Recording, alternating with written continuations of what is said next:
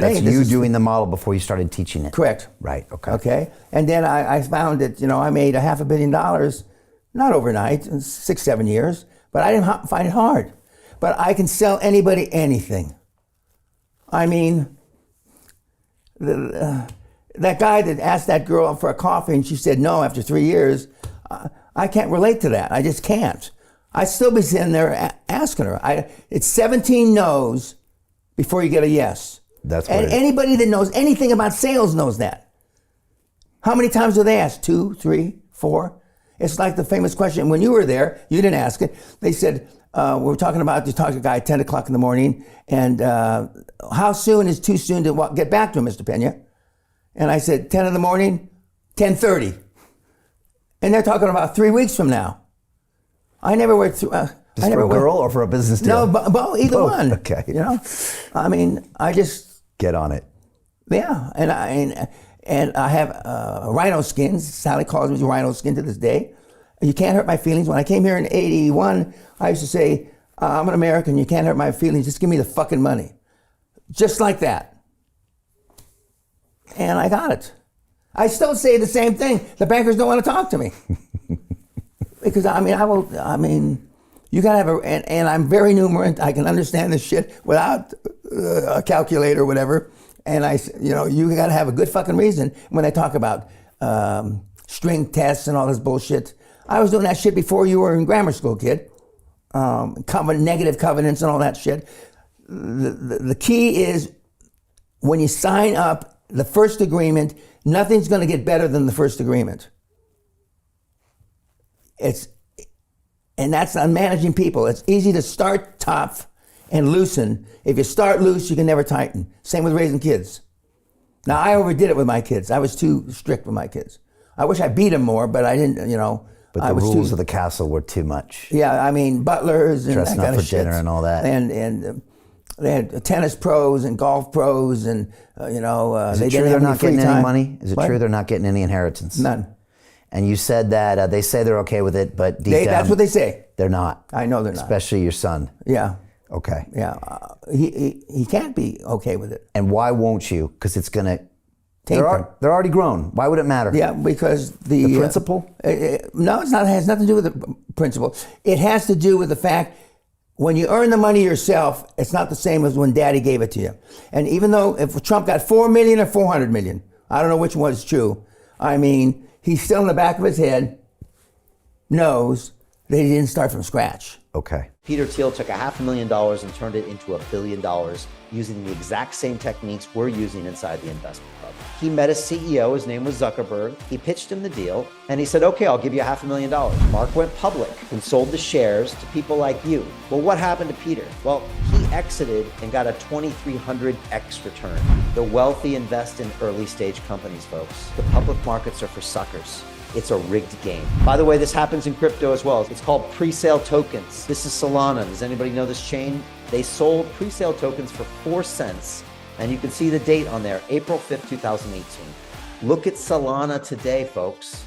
That thing's up over 1,000x. The media and Wall Street and all these hype people get you to buy the top. Meanwhile, they put their clients in at the bottom and they use you for liquidity to make their clients rich. You can play this same game. You just have to have the financial education and the deal flow. That's it. Got it.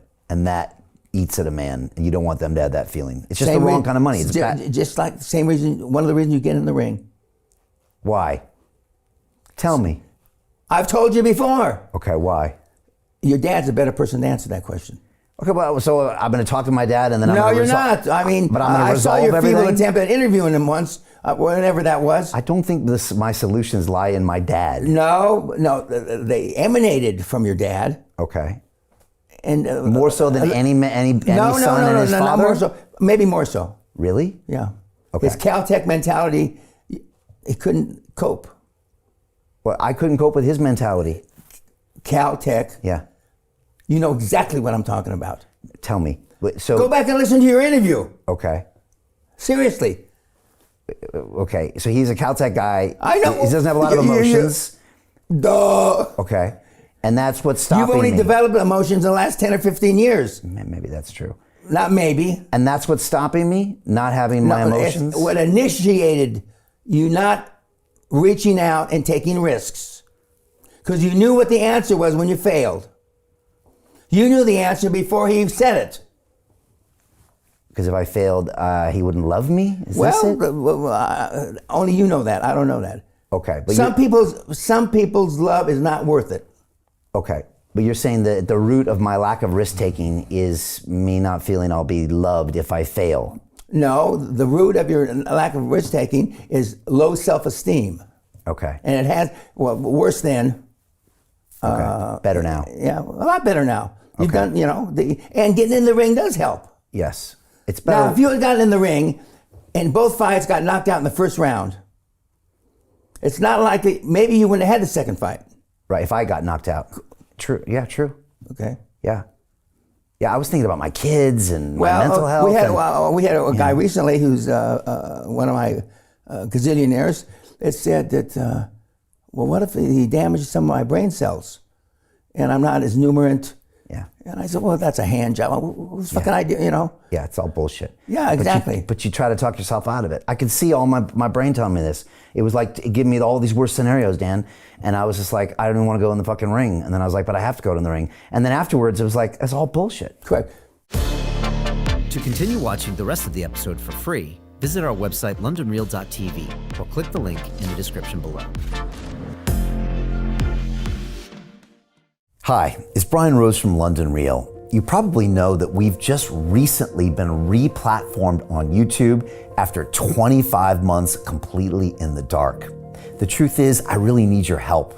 What I really need you to do is click on that subscribe button right now, like this video, and maybe even leave a comment or share the link with friends. We're really fighting against an algorithm that's tried to keep us quiet for so long. And the more subscribers we have, the more people watch our content, the better guests we can bring you, the better content, and we can continue transforming lives. We've been doing this for 14 years now. I want to do this for another 14 years, but I really need your help. So click on that subscribe button, like the video, leave a comment, share this, and we're going to continue to bring you more and more great content. Thank you.